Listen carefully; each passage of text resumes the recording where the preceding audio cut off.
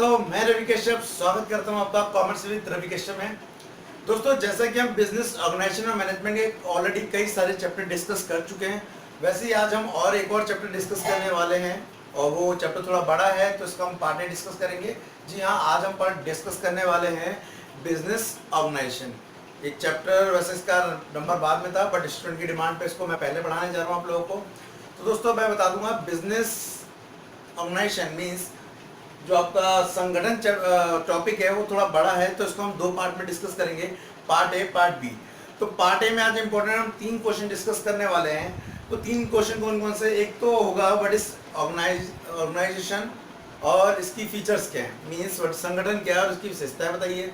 दूसरा क्वेश्चन जो होगा वो हमारा ये होगा कि संगठन की प्रक्रिया समझाइए, what is the process of organising. And last question जो होगा वो हमारा होगा what is the difference between formal organisation and informal organisation, means संगठन के औपचारिक तथा अनौपचारिक संगठन में अंतर बताइए। तो दोस्तों, आज जो हम पढ़ने वाले हैं इसको टॉपिक को स्टार्ट करते हैं। जैसा कि मैंने बताया, मैनेजमेंट के अंदर आपको 5 फंक्शन करने पड़ते हैं, जिसमें से एक पहला है प्लानिंग नियोजन, दूसरा है ऑर्गेनाइजेशन, तीसरा है स्टाफिंग, नेक्स्ट है डायरेक्टिंग एंड लास्ट है कंट्रोलिंग।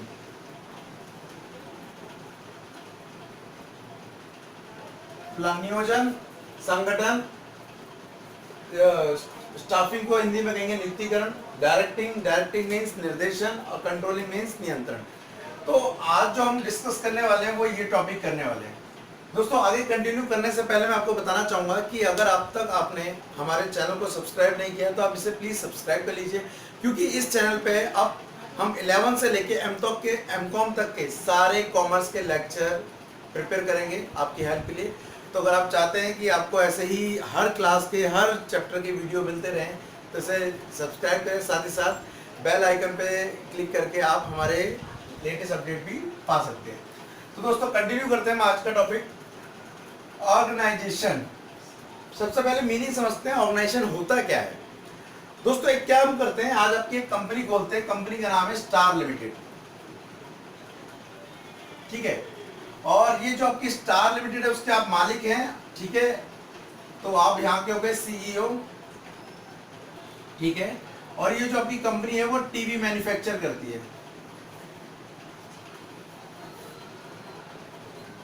ठीक है। अब इस टीवी मैन्युफैक्चरिंग कंपनी में आपने क्या करा, सारा काम आप अकेले नहीं कर सकते, तो आपने इस ऑर्गेनाइजेशन को थोड़ा बांट दिया। कैसे बांट दिया?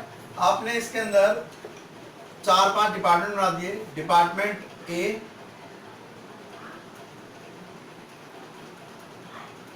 ये डिपार्टमेंट जो आपका करेगा वो करेगा सेल डिपार्टमेंट। दूसरा आपने जो डिपार्टमेंट बांटा है यहाँ पे वो बांटा है परचेज डिपार्टमेंट।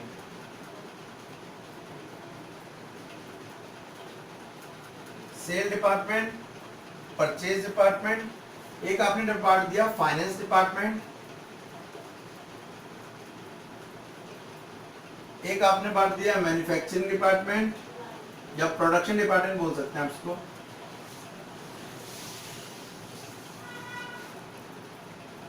अब जरा समझिए, आप यहाँ पे बॉस हैं, सीईओ, चीफ एग्जीक्यूटिव ऑफिसर, ठीक है, आपका अपना नेम भी लिख सकते हैं।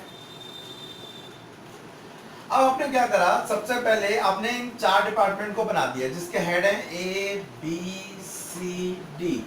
नाउ ए जो आपका वो है विक्रय विभाग, बी हो गया आपका क्रय विभाग, सी हो गया आपका वित्त विभाग और डी हो गया आपका उत्पादन विभाग। इंग्लिश में आपके इस पेज के मीनिंग लिखे हुए हैं। तो दोस्तों, सेल डिपार्टमेंट का जो काम है वो है सेल करना। परचेज डिपार्टमेंट का काम है वो है बाजार से रॉ मटेरियल लाकर प्रोडक्शन डिपार्टमेंट को देना, और प्रोडक्शन डिपार्टमेंट का काम है प्रोडक्शन करके बनाना, मतलब माल को बनाना।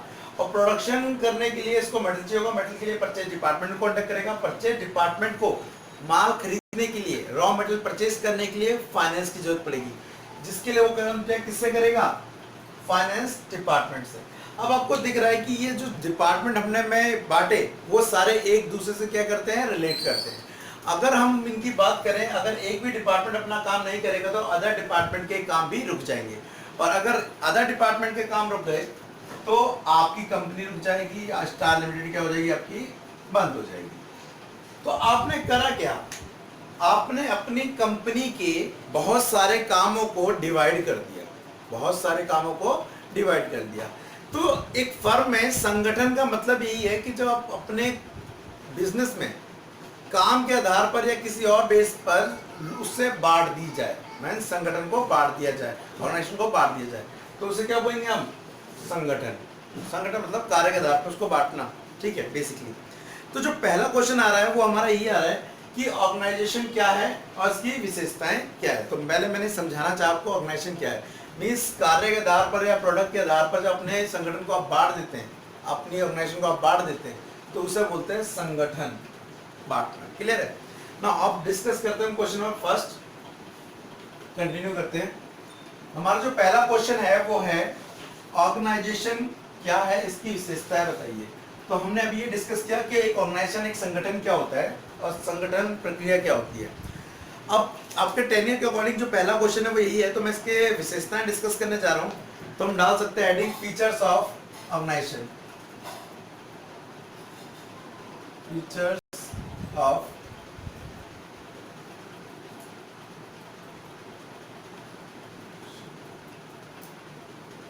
हिंदी में क्या बोलेंगे इसे, विशेषताएं। ओके नाउ अब अपने टेन्योर को आप साथ में रख सकते हैं मेरे साथ। सबसे पहले इसमें दिया है ग्रुप ऑफ पर्सन, व्यक्तियों का समूह। फर्स्ट पॉइंट, व्यक्तियों का समूह, ग्रुप ऑफ पर्सन। इसका मीनिंग क्या है, इसका मीनिंग ये है कि जब हम काम बांटते हैं तो जानवरों के बीच तो बांटेंगे नहीं, इंसान ही करेंगे उन काम को। अब अपने A B C D 3-4 department बांटे थे, इनके head A B C D थे। तो इसने क्या करा, संगठन, ध्यान रखिए अकेले करने वाला काम नहीं है, इसमें क्या करना पड़ता है, कई व्यक्ति समूह में होते हैं, तो एक सामूहिक क्रिया कह सकते हैं इसको। तो इसलिए क्या बोला, व्यक्तियों का समूह है, ग्रुप ऑफ पर्सन। दूसरा पॉइंट बोल रहा है डिवीजन ऑफ वर्क, कार्य विभाजन।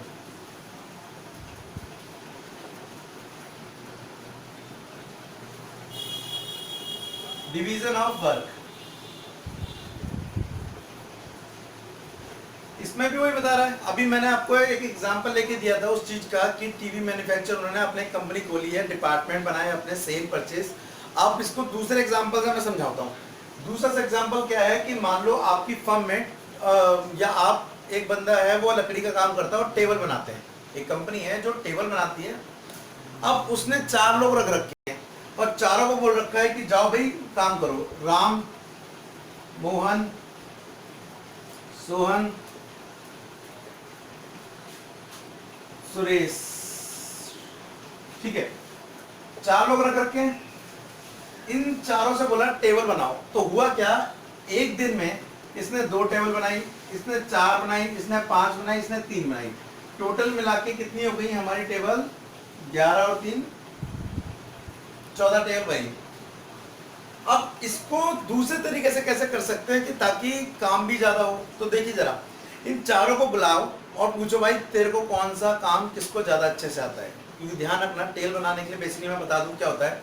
सबसे पहले पेड़ की लकड़ी काटी जाएगी, उसको फिर शेप दी जाएगी, शेप के बाद उसकी असेंबलिंग की जाएगी, कीले ठोकी जाएंगे उसमें, उसके बाद उसको पॉलिशिंग की जाएगी, उसके बाद उसकी फर्निशिंग मीन्स क्लियर लास्ट में कर देंगे। तो अब एक काम आता है कि लकड़ी कौन काटेगा, दूसरा काम आता है उसमें शेप में कौन करेगा उसको। एक तो लकड़ी काट के लाना, उसे फिर शेप देनी है, तीसरा उसे असेंबलिंग करना, चौथा उसे पॉलिशिंग करना है। तो हुआ क्या, राम ने कहा कि मुझे ना लकड़ी काटना बहुत अच्छे तरीके से आता है। तो इसे हमने काम दिया कि जा तू लकड़ी काट। हम ऑर्गेनाइजेशन को दूसरे तरीके से कर रहे हैं, इसको काम क्या दे दिया, लकड़ी काटने का। इसने बोला कि मैं लकड़ी काटने के बाद उसको शेप बहुत अच्छे से दे सकता हूँ, मैं इसमें घिसाई बहुत अच्छा करता हूँ। तो ठीक है भाई, आपको ये काम देते हैं। सोहन ने कहा कि मैं कील ठोककर उसको टेबल में कन्वर्ट कर दूंगा, मीन्स असेंबल कर दूंगा। ठीक है भाई, आपको ये काम दे दिया।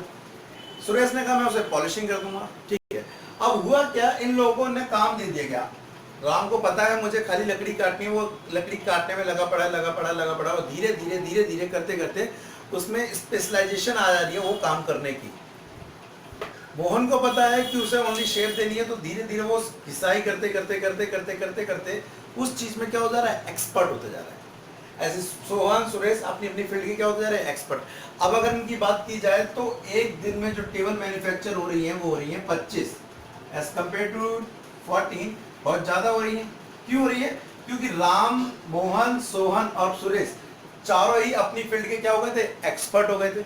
अगर हम चारों, ये जो हमने चार काम बांटे थे, वो अगर सबको अपने अपने आप साथ खुद करने पड़े, मतलब सुरेश टेबल बना रहा है तो उसे लकड़ी खुद काटनी है, शेप भी खुद देनी है, उसके बाद से कील ठोकनी है, उसके बाद से पॉलिशिंग करनी है, वो काम अकेले करना पड़ रहा है तो उसे टाइम ज़्यादा लग रहा है, क्योंकि वो एक दो चीज़ में एक्सपर्ट है, बाद बाकी में नहीं था। तो हमने कार्य को बांट दिया, जिससे काम क्या होता है, ज़्यादा होता है। इसीलिए किसी भी फर्म में ऑर्गेनाइजेशन की जाती है, क्योंकि इससे क्या होता है, स्पेशलाइजेशन का इफेक्ट पड़ता है, मीन्स विशिष्टीकरण का लाभ मिलता है, काम क्या होता है, ज़्यादा होता है। नेक्स्ट थर्ड पॉइंट जो हमारा है वो है इसमें सहकारी प्रयास, कोऑपरेटिव एफर्ट्स, साथ में मिलकर करने वाला काम है, इसलिए सहकारी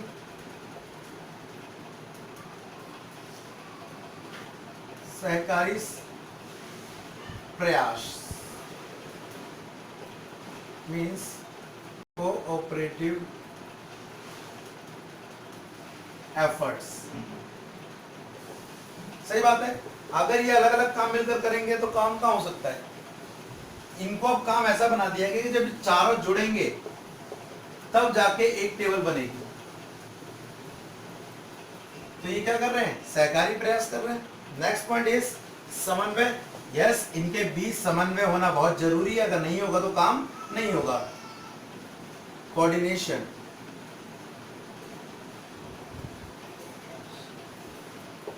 ये सबसे पहले काम करके इसको देगा, ये इसको देगा, ये इसको देगा। अगर इन लोगों की आपस में नहीं बन रही है तो काम रुक जाना है, ठीक है। तो इनके बीच तालमेल होना बहुत जरूरी है। नेक्स्ट पॉइंट हमारा सामान्य उद्देश्य, कॉमन गोल। अब हमने जो प्रक्रिया बना दी उससे फायदा ये हुआ कि सबका जो गोल हो गया वो एक ही हो गया, क्या कि हमें टेबल मैन्युफैक्चर करके रखने। तो जब ये सारे आपस में मिलेंगे तब जाके एक टेबल बन रही है, तो इनका जो गोल हो गया वो क्या हो गया, एक हो गया है, ठीक है। नेक्स्ट पॉइंट इज नियम एवं नियमन। नियम एवं regulation, rule and regulation, rule and regulation. इसमें क्या हुआ, प्रत्येक संगठन को संचालित करने के लिए निश्चित नियम होते हैं। यह नियम संगठन के अनुशासन स्थापित करते हैं। सही बात है, जब ये काम करेंगे तो इनके लिए क्या बनाए जाएंगे, रूल एंड रेगुलेशन बनाए जाएंगे। तो दोस्तों ये कुछ प्रिपेयर होता है हमारा क्वेश्चन नंबर फर्स्ट, जिसको आप एक अच्छे से एग्जाम्पल के थ्रू भी एक्सप्लेन कर सकते हैं एग्जाम में कि ऑर्गेनाइजेशन क्या है और इसकी फीचर्स क्या है। ये मैंने आपको बताया कि करके, ठीक है। नाउ टॉपिक हमारा जो सेकंड है आज का वो है, इसके बाद क्वेश्चन नंबर वो है कि प्रोसेस की मीन्स जो हम ऑर्गेनाइजेशन करने जा रहे हैं उसका प्रोसेस क्या है, प्रोसेस कैसे कंप्लीट होगा, तो समझते हैं जरा उसको।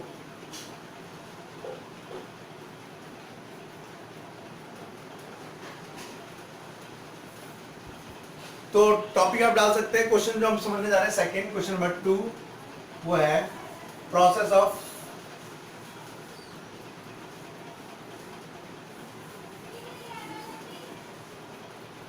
संगठन की प्रक्रिया।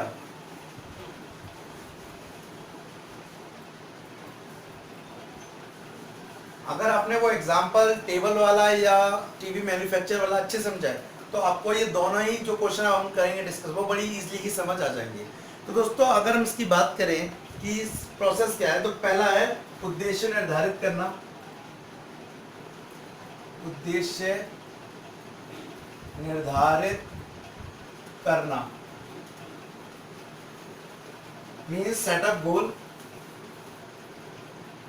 या एस्टेब्लिशमेंट बोल सकते हैं आप। सबसे पहले ऑर्गेनाइजेशन हम करने से पहले ये ध्यान रखते हैं हमें करना क्या है। करना क्या है, हमें टेबल बनानी है। कितनी बनानी है भाई, हमें 100 टेबल बनानी है। कितने दिन, 4 दिन के अंदर। तो क्या करेंगे, एक काम करते हैं, अपने संगठन को बांट लेते हैं, जो जिस जिस फील्ड का एक्सपर्ट है वो काम करेगा। तो ऐसे में क्या हुआ, सबसे पहले हमें कोई भी काम करने से पहले उद्देश्य निर्धारित करें हमें करना क्या है। सो पहला पॉइंट तो हमारा ये हो गया। उसके बाद दूसरा जो हमारा पॉइंट है वो है क्रियाओं का समूहीकरण। क्रियाओं का समूहीकरण, ग्रुपिंग ऑफ एक्टिविटी।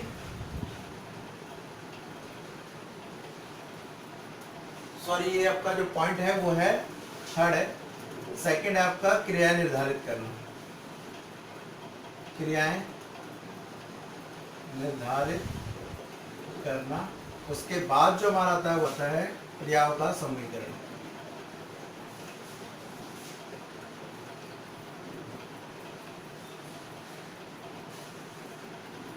इसका मतलब हो गया डिटर्मिनेशन ऑफ एक्टिविटीज और ग्रुपिंग ऑफ एक्टिविटीज।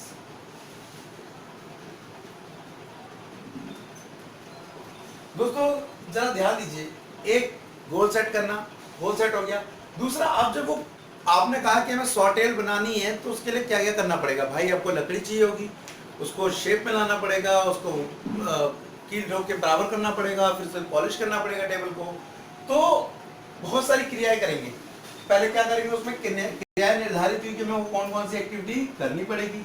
उसके बाद अब ऐसा भी नहीं हो सकता कि आप जैसी लकड़ी काटी उसे पॉलिश कर दो, नहीं, पहले अरेंजमेंट करना पड़ेगा पूरा। मीन्स पहले लकड़ी काटो, लकड़ी काटने के बाद तो शेप दो, शेप के बाद उसे ठोक दो, ठोकने के बाद पॉलिश करो। ऐसा नहीं कि पहले क्या करो, एक काम करो, लकड़ी जो पेड़ पे लगी पहले उसे पॉलिश कर लो। अगर हम उसे पॉलिश कर लेते हैं फिर पता नहीं अरेंजमेंट सब बिगड़ जाएगा। तो जरूरी है क्रियाओं को क्या करना, समूहीकरण करना कि कौन सी क्रिया किसके बाद की जाएगी, कौन सी एक्टिविटी। फिर फोर्थ, कार्यों का आवंटन या कार्य या कर्तव्य भी बोल सकते हो। Distribution of duties of duty. Next point है हमारा अधिकारों का सौंपना।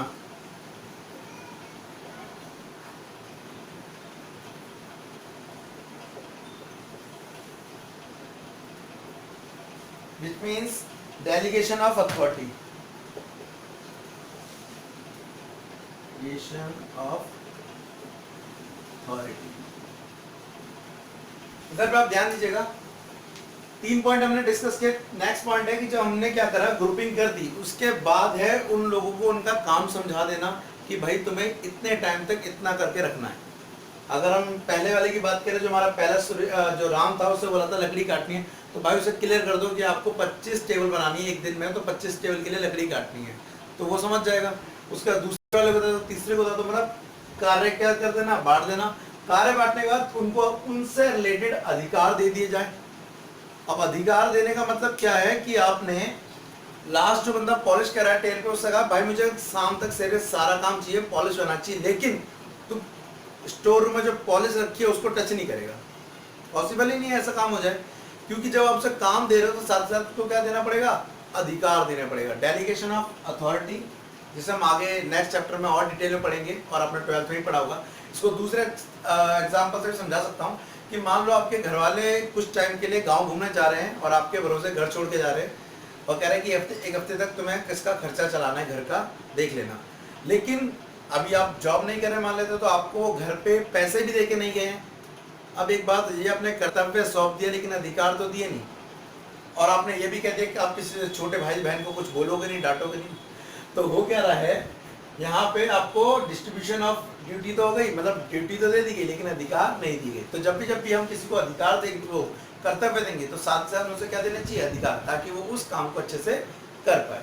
तो वैसे अगर इनको बोला गया कि आपको ये काम करना है, आपको टी बनानी है, आपको टेबल बनानी है, तो उसके लिए आपको उनके प्रॉपरली जो उनके संसाधन चाहिए, रिसोर्सेज चाहिए, उनको डिस्ट्रीब्यूट कर दीजिए, अधिकार दे दीजिए।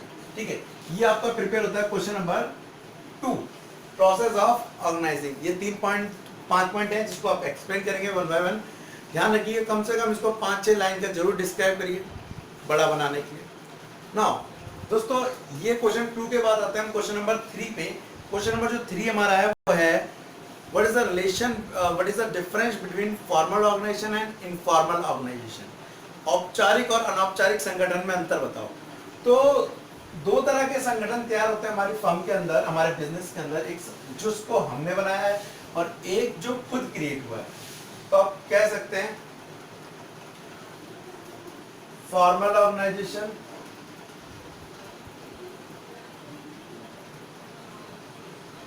which means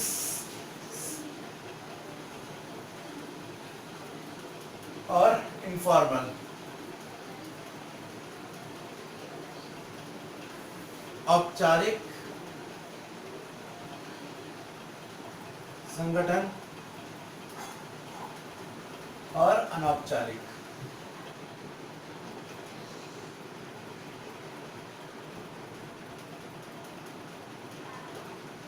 इसके पॉइंट्स मैं नहीं लिख रहा हूँ, या आप पॉइंट्स अपने टेनियर से क्लियर कर सकते हैं। मैं आपको एक बार वन बाय वन डिस्क्राइब कर देता हूँ पॉइंट्स दिए हुए हैं। औपचारिक संगठन और अनौपचारिक संगठन में आपको अंतर बताना है। तो पहले बता दूं, जो हमारा औपचारिक संगठन है वो क्या होता है, जानबूझकर बनाया जाता है। मतलब कि आपका ए हो गया, ये बॉस है, बॉस भी कौन है, आप ही को रख लेते हैं, CEO, ये आप हो गए। आपने इसके नीचे 2 लोग लगाए, बी और सी। बी के नीचे 3 लोग काम कर रहे हैं, KLM। इसके नीचे 2 लोग काम कर रहे हैं, PQ। तो आपने इस संगठन को तैयार किया है और ये इसको रिपोर्ट करेगा, ये इसको रिपोर्ट करेगा, ऐसे चलेगा। और ये इसको रिपोर्ट करेंगे, ये इसको रिपोर्ट करेंगे। तो ये तो हो गया फॉर्मल ऑर्गेनाइजेशन, मींस कौन किसको रिपोर्ट करेगा, कौन किसको काम सौंपेगा, कौन किससे काम लेगा। लेकिन अभी क्या हो रहा है, बाद में जाके ये सब दोस्त बन जा रहे हैं, आपस में मिलते हैं, जाके बातचीत करते हैं और शेयर करते हैं। तो ये क्या हो गया, इनफॉर्मल ऑर्गेनाइजेशन, जिसके लिए ये डिसाइड नहीं है कि कौन किसको रिपोर्ट करेगा, कौन किससे बातचीत करेगा। तो फॉर्मल में एक जो आप सिंपल कहूँ तो रास्ता पहले से तय होता है कि कहाँ जाना है, कौन किससे बात करेगा, ठीक है, इस वाले में। लेकिन इसमें कोई किसी से भी बात कभी भी बात कर सकता है। तो इसमें बोला अधिकृत एवं विवेकपूर्ण होता है, और इसमें बोला है कि क्या होता है, स्वैच्छिक एवं स्वाभाविक होता है खुद के लिए। दूसरा, इसका जो निर्माण किया जाता है वो सोच समझ के किया जाता है। इसका जो निर्माण होता है वो मेल जोल के कारण बढ़ जाता है। दूसरा, इसमें विशिष्टीकरण, स्पेशलाइजेशन का फायदा मिलता है। मीन्स हमने क्या करा, संगठन को बांट दिया जिस चीज में बंदा एक्सपर्ट था, और यहाँ पर जो बंदे मिल रहे हैं वो किसके बेस से मिल रहे हैं, अपने संबंध, अपने रिलेशन के अकॉर्डिंग। दूसरा, इससे फर्म में क्या बढ़ती है, कुशलता बढ़ती है। कुशलता मीन्स स्किल बढ़ती है उनकी। क्यों? क्योंकि जब व्यक्ति एक ही काम करता रहेगा लगातार, तो धीरे धीरे उस फील्ड का क्या बन जाएगा, एक्सपर्ट बन जाएगा। वही यहाँ पर उन्हें कोई एक स्पेसिफिक काम नहीं करना पड़ रहा है, तो यहाँ पे वो कभी एक्सपर्ट नहीं बनेगा। दूसरा, इसका आकार थोड़ा बड़ा हो सकता है एज कंपेयर टू अनौपचारिक संगठन, मीन्स इनफॉर्मल ऑर्गेनाइजेशन। और इसमें जो हमारे अधिकार होते हैं, ध्यान रखना अधिकारों की बात हो रही है, वो ऐसे चलते हैं ऊपर से नीचे की ओर। मीन्स आप ऊपर वाला नीचे वाले को बोलेगा ना, ठीक है। यहाँ पे ऊपर से नीचे ऐसा कोई रिश्ता तय नहीं है कि नीचे वाला ऊपर को बोल सकता है, ये इसको बोल सकता है, ये इसको बोल सकता है, कुछ भी तय है, ठीक है। हमारे घर में भी होता है कि हाँ, फादर जब हमें इंस्ट्रक्शन दे रहे हैं तो वो मम्मी को बोलेंगे, मम्मी हमें बोलेगी, हम किसी और को बोलेंगे जाके। तो एक रास्ता पहले से तय है, सिंपल सा। तो वैसे तो फॉर्मल में नहीं आता, इनफॉर्मल में, लेकिन यहाँ पे पहले से तय है कि कौन किसको रिपोर्ट करेगा, कौन किसको बोलेगा, ठीक है। नेक्स्ट, ये ज्यादा टिकाऊ होता है, इसके टिकने की कोई गारंटी वारंटी नहीं होती है। दूसरा, यहाँ पे अधिकारों और ड्यूटी को महत्व दी जाती है, लेकिन यहाँ पे अधिकारों को महत्व नहीं दिया जाता है। तो दोस्तों ये कुछ डिफरेंस था इनके बीच, जो आप टेनियर से पढ़ सकते हैं फॉर्मल और इनफॉर्मल ऑर्गेनाइजेशन में। अगले पार्ट में हम इसके आगे के 3 क्वेश्चन और डिस्कस करेंगे, जो आपके एग्जाम के पॉइंट ऑफ व्यू से बहुत ज़्यादा इंपॉर्टेंट है। अगर आप ऐसी और वीडियो देखना चाहते हैं तो सब्सक्राइब जरूर कर दें। Thank you, ta-ta, bye bye.